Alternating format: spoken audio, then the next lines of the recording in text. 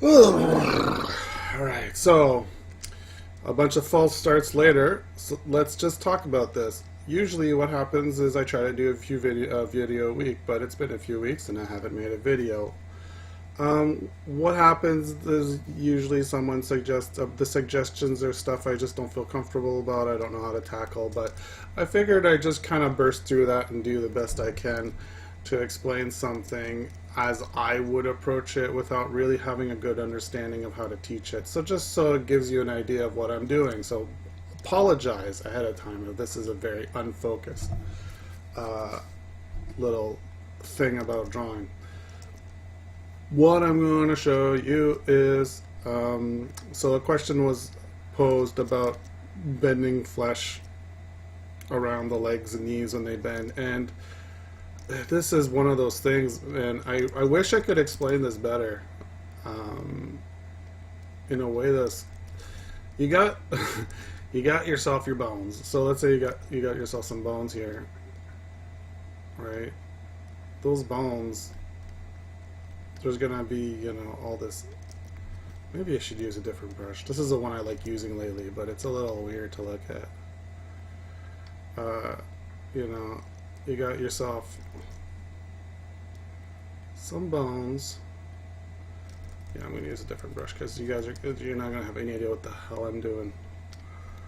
So you got yourself a bone. Alright, so let's say this is the knees from the side. Should be using references right now, but I'm not. But whatever. And you know, you guys, usually this is what you see here. That was better before. And then there's a lot of things to consider with this sort of deal. You know, usually what people are talking about when they're talking about like flesh bending is mostly it comes down to this thing here.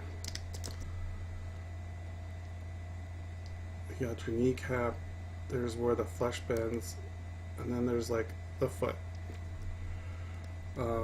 Anyone who's kneeling down, you'll see this kind of shape, and it's kind of hard to visualize and know what to do, because most of the time when you're bending something, it's just like an arm, especially an arm, it's a lot easier. If I do this, you know, with an arm, you know, here's an arm that's straight. Here's an arm that's bent. You've got really nothing to worry about here in this context.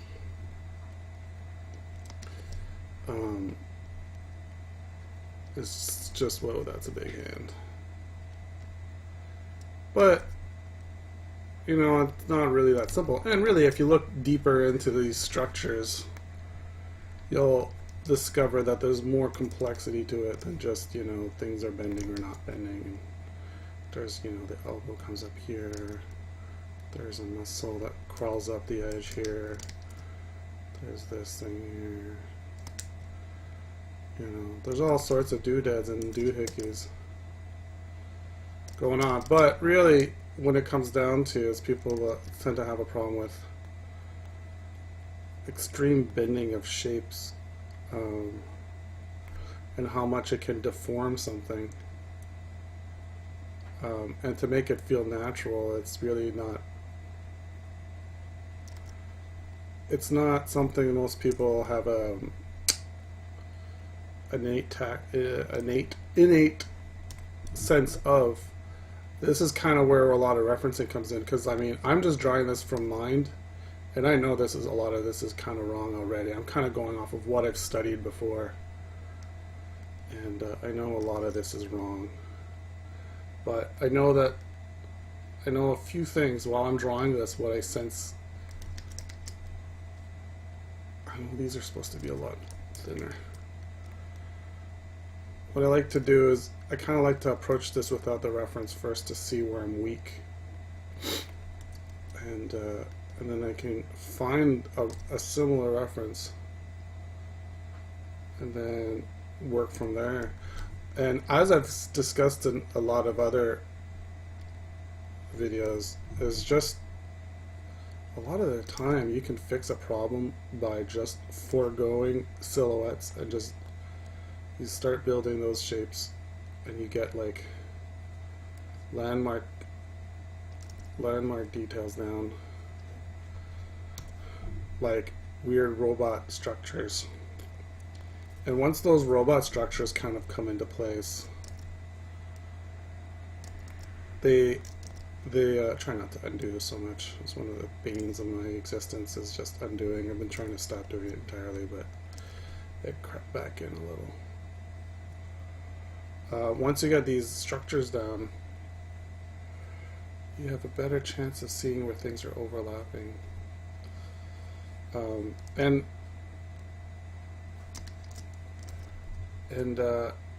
this is, like I said, I don't know if I'm going to be able to help anyone with this. I'm just going to kind of draw and talk about what I'm thinking. And so what that means is that you're going to have to just take what helps you and ignore the rest. Unfortunately, I'm not a stellar artist, so I don't have all the answers, but hopefully, because of my intermediate level, I can help people who are a little more beginner get some grounding. See here, I'm just going to simplify the knee into a cap, because it really kind of is one. And often what happens with the, like, for instance, this area, so I'm going to just draw this a little, and I'm just going to find a reference now, and then kind of just do a cross-reference.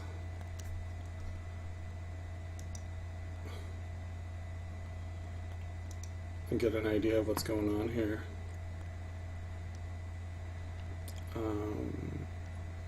So in most cases, from what I can see, I can't really show most of this because it's all nude references, but let me find something I can post.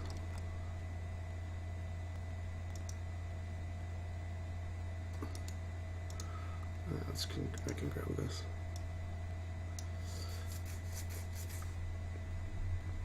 There's really a strong overlapping sense with the knees. I think I overdeveloped the shape. Remember, I talked about this before, and I'm not doing as much. Blur, don't erase. Don't erase. That's you waste time when you erase. So with this, I'm just gonna paste this reference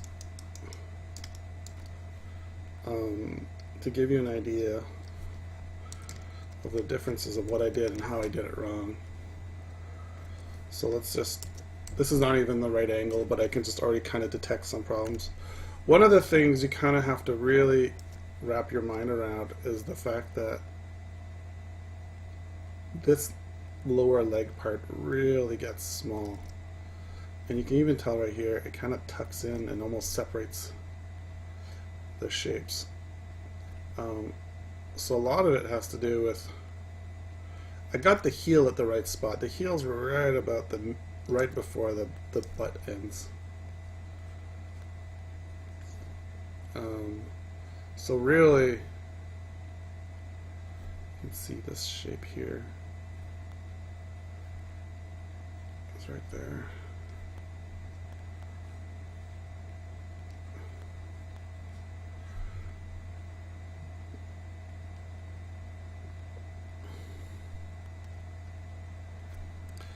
Reduce the smoother, and so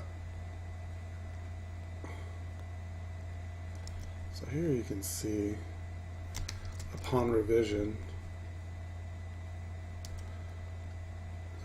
there's like a generic kneecap shape that you can draw and get away with it looking like a kneecap. It's usually like this. That's kind of funny. The kneecap has this weird kind of buckled, angular, like if you look at it from the front, and you can usually draw like some bullshit shape. Actually, I'm not pulling it off this time, but sometimes you can pull it off and make it look like a kneecap. And if you fade it, if you color in those areas, it'll look like the kneecap shadows. I don't even know what that is, but I just know that from studying that it has that general kind of shape to it. So here you can really see that from what I had before, I had this giant mass, and the lower muscle was too big. But really, if you look at this, I know it's kind of being squished too in this drawing, but really, oftentimes this stuff gets almost, in fact, here, if I want to go extra exaggerated to really sell this idea, we draw this shape and then we draw another shape, right, to really drive that shape home. Of course, this is all sketch stuff, so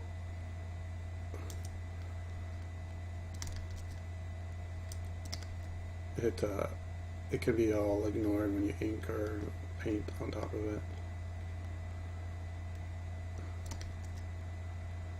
As I said, references are your best friend when it comes to this weird stuff, because in that leg, that foot's too big. So shrink it down, move it back. So that's like a first pass. I mean, no drawing is perfect, but you want to be in a good spot without having to do too much work. And if you add another set of legs here, I feel like I'd be right over here. And you can do the same thing. You can sell most of that shape.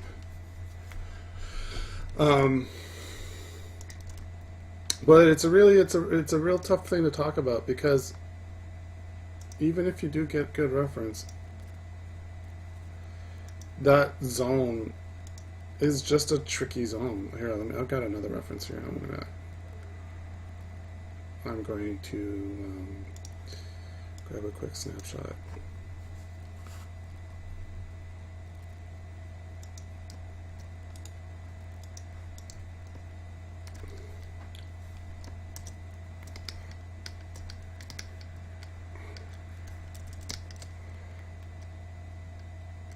I know this isn't really a flashy, should really just make a how to draw narrative videos. I think people would like those more, but I'm just going to trace over it to give you an idea of the shapes that are involved. This is totally fine stuff for you to do if you're learning on your own. You're not, there are things to learn when you're trying to reference it, and there are things to learn when you're trying to get proportions down. In this scenario, especially, you'll find that tracing kind of exposes how wonky bodies can be versus our interpretations of them.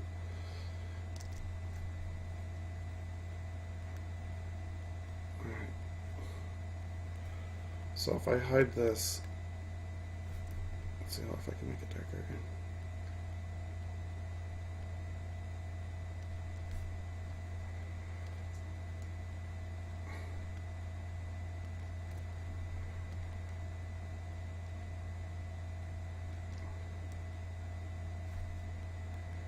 Alright, so let's hide that a bit. Let's hide both of these.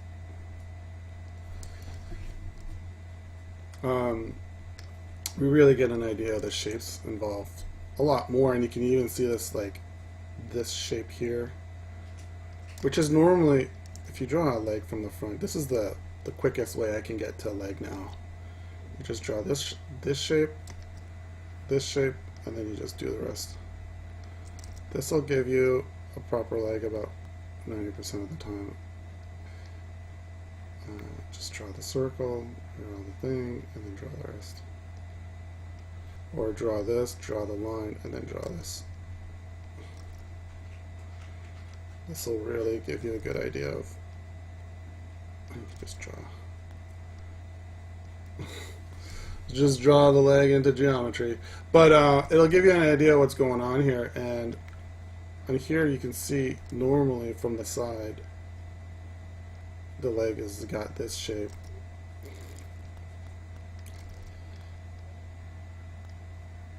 And it's got a little more of a protrusion, it's got a little more meat to it, but because of this the pressure here, it really kind of bows out, and the knee just kind of becomes this vague shape. So you got to kind of just keep in mind that, like, these shapes are the same shapes, they're just being stressed. Same thing for here, there's almost always going to be a bit of indentation and shape here because of all this pressure moving upwards against this flesh bit. And then there's usually going to be a little bit of indentation on the butt here because of the pressure from that, but it'll be very subtle.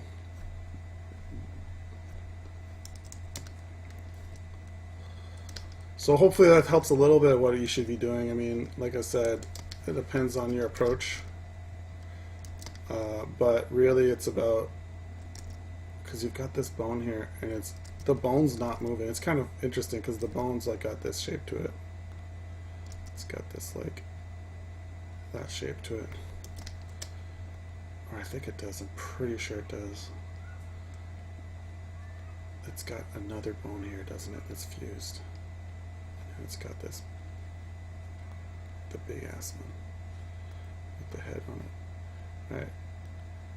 Regardless of that stuff, what you have is you have a bone that's very solid, and then it wants to go a certain way, and then you got the flesh all around it. And that flesh has to go somewhere. So if it can't move off the bone. Obviously, it's attached to the bone, and this leg is in the way. So obviously, it has to go. The last place it can go is this way. Thus, actually, really making it look a lot thinner than it really normally is, because that bone is still there, but it's just deeper into the flesh. So that muscle just gets smashed and makes it look really thin. That's one thing I've always really noticed when people kneel is how there's two things I've always kind of forget and then have to remember is how flat feet are. Often for a long time I drew feet like this, but really most people's feet are really flat. I mean, this is a little exaggeration, but they're a lot flatter than you'd think they are. They're just really short. They don't go up tall. They don't look like Spider-Man's spade feet. They don't look that strong a triangle as much as you think they are. So you got to just be sure you got to keep that nice and study that and notice those differences. But with this is something I've always noticed when I've done the knife reference, is that this section of the leg, sorry, this section here, let me get another color. Let's see if I can draw it more legibly. This section just squishes in so much and makes the leg itself look really, really small, like a stick. And if you study enough reference material, you'll see how that is. I mean, even here, you know, it's a little exaggerated, but look at the difference between this upper leg and this lower leg. It's just like this thing's a third of the shape of the size. That's a pretty common occurrence if we look at our reference here. And then you got a third, and if we look at our other reference, you've got yourself this, and this is like a third of that shape. So those are the kind of relative shapes you have to keep in mind. So when you're drawing this and you see like it's not a third, or it's like maybe it's half the shape of the other thing, you know you've got it wrong, because that's usually not how it rolls out. Unless someone's got really mega knees, or mega lower legs, or whatever the deal is. They have odd proportions, but normally speaking, this difference is pretty strong.